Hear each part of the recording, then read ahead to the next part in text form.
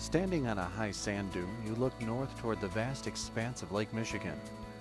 To the west, you see steel mills, smokestacks, and a coal-fired power plant. To the east, a crescent-shaped dune. And as you turn around, a cottonwood keeps up with the growth of the dune, while a bird's song is carried by the wind. Welcome to the Indiana Dunes region, where thousands of acres of dunes, wetlands, and woodlands are neighbors to steel mills, power plants, and other developments. In 1816, the year Indiana became a state, the Indiana Dunes stretched undeveloped from Illinois to Michigan. Northwest Indiana teemed with wildlife including bear, elk, bobcats, and wolves. Early French pioneers documented seeing groups of 50 or more bears together at one time. Frenchman Nicolas Perret wrote of the area at the time, "At the head of the Great Lakes are mountains of white sand." Because of the area's geographic location at the western edge of the hardwood forests, the eastern edge of the tall grass prairies, and the southern edge of the Great Lakes ecosystem, the biosphere of plants and animals in the Indiana Dunes is especially rich and diverse. The different habitats in the area, including sandy beaches, dunes, oak savannas, beech maple forests, marshes, and bogs, are home to some special plants and animals such as gentians, orchids, and the Karner blue butterfly. This shrinking wilderness continues to support a rich variety of plants and animals, but the struggle to balance the preservation and development of the area's natural resources began long ago. Early settlers depended on the area's natural resources for survival. The Michigan City area was known to French fur trappers as early as 1673, and by the early 1800s, beavers were trapped so heavily none remained in the area. The first permanent white settler in the dunes coming to the area in 1822 was fur trader Joseph Bailey, who established a trading post on the north bank of the Little Calumet River. With the development of railroad and harbor transportation, Michigan City became the area's commercial center by the mid-1800s, and as settlement increased, the use of the area's resources intensified. White pine trees were cut down to provide wood for buildings. Berry picking was an important economic activity in the Dunes region. Cranberries, in particular, were popular in Michigan City with annual yields of 100 to 200 bushels per acre. When it was discovered that the sands of Michigan City's Hoosier Slide, a huge dune on the west side of Trail Creek, were useful for glassmaking, the dune began to be mined away.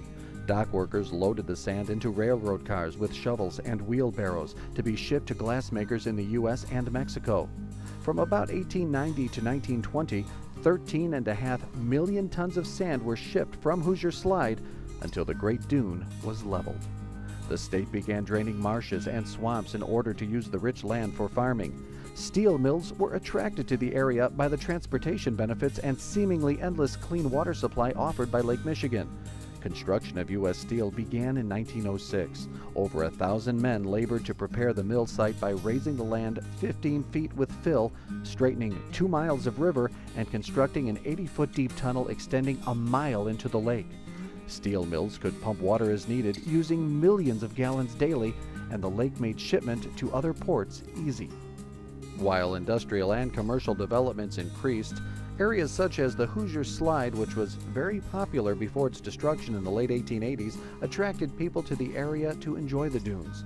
Crowds arrived by boat and train to climb the dune, which was once nearly 200 feet tall, and picnic upon its crest.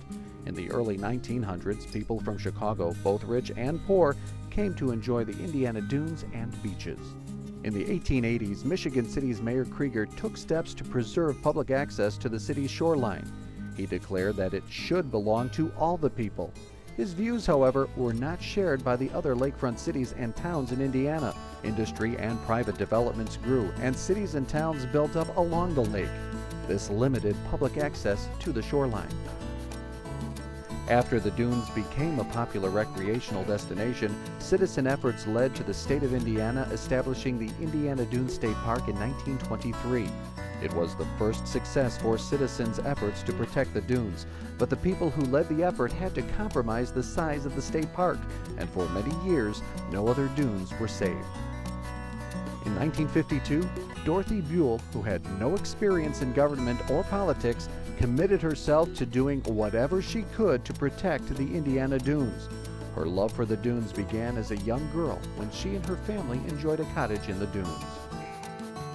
Dorothy gathered 21 women to begin planning the effort, and the Save the Dunes Council was born. At first, the founders of the group decided to try to save the dunes by buying them. They successfully raised money to purchase part of Coles Bog. This very special wetland area now is within the boundaries of the Indiana Dunes National Lakeshore and is recognized as a National Natural Landmark. Marjorie Barker, who lived at the Barker House in Michigan City, contributed money to this purchase, which was completed in 1953. But by the mid-20th century, the rush to industrialize Indiana's Lake Michigan shoreline was in full force. Industrialists sought construction of Midwest and Bethlehem steel mills and an international port in Porter County to accommodate the mills with access to the Atlantic Ocean through the Great Lakes and the St. Lawrence Seaway. Save the Dunes Council soon realized it needed to do more, and quickly, to ensure protection of the remaining dunes. Mrs. Buell believed that the council could convince Indiana's legislators to save the remaining dunes. Volunteers called and wrote Indiana senators and representatives to urge protection of the dunes area. Despite the women's efforts, and to their great disappointment, the Indiana legislators decided to support the port. This was the last major loss of Porter County's dunes. Save the Dunes Council volunteers sold stationery and cards to raise money to support their efforts. In 1958, they convinced Paul Douglas, a United States Senator from Illinois, to get involved in saving the Indiana Dunes. His first attempt to create an Indiana Dunes National Monument was unsuccessful. He then changed his focus to creating the Indiana Dunes National Lakeshore. Save the Dunes Council members traveled to Washington, D.C. to lobby for the new park. They also gathered 250,000 signatures on petitions, developed a movie promoting the dunes, distributed newsletters, and created a speakers bureau to educate citizens about the plight of the dunes.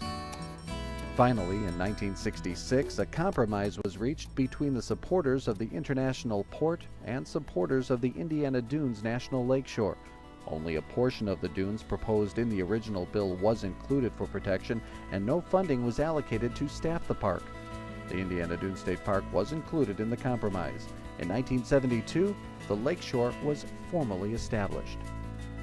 Save the Dunes Council continued to pursue protection for more of the dunes and demonstrated how citizens can make a difference in their community. Save the Dunes Council partnered with other groups in pursuing successful legislation to enlarge the lakeshore. It created the Indiana Dunes Coalition in 1991 to lobby for additions to the park. The additions were achieved through inclusion in federal legislation in 1992. Crescent Dune, an area next to Mount Baldy in Michigan City, was included in the additions Congress authorized in 1976. Once again, Save the Dunes Council members traveled to Washington, D.C. to convince legislators of the need for funding the purchase of this magnificent area. Finally, in 1996, Congress funded the purchase of Crescent Dune. Save the Dunes Council has played a major role in the approval of 4 expansion bills over the years, in 1976, 1980, 1986, and 1992, totaling approximately 14,000 acres that have been included within the boundaries of the Indiana Dunes National Lakeshore. Today, industrial activity has declined in the area, and some lakefront industrial properties are no longer used for industrial purposes. In 2003, U.S. Congressman Peter Pisklosky announced his Vision for the Shoreline, a plan to return 75% of the shoreline to the public. Formalized as the Marquette Greenway Plan, it will encourage owners of private industrial sites to provide public access areas along the Lake Michigan shoreline. Save the Dunes Council and Conservation Fund are working to realize this vision by partnering with other groups to protect and restore the Indiana Dunes for the enjoyment of all people. They are also joining with others to encourage access to formerly closed-off industrial areas. The groups work to protect native landscapes, clean air and water, and to promote a healthy quality of life while recognizing the need for a balance between conservation and development. Their work is successful because citizens who care about their community donate their time and money to improve the Indiana Dunes and surrounding areas for the future. The Indiana Dunes' spectacular natural resources are here today because of citizens' dedication to their protection. U.S. Senator Paul Douglas said in 1958. The dunes are a symbol of the crisis that faces all Americans. It is as though we were standing on the last acre and we're faced with a decision of how it should be used. In essence, it foreshadows a time not far removed when we shall, in all truth, be standing on that last, unused, unprotected acre and be wondering which way to go. What do you see that you like in Northwest Indiana's landscape? What would you change? How can we learn from the past? The future of the Indiana Dunes depends on people of all ages who enjoy and value the dunes, as well as the area's woods, wetlands, rivers, and beaches, and are willing to make a difference by caring for these native habitats. What do you want to see for the future of the Indiana Dunes?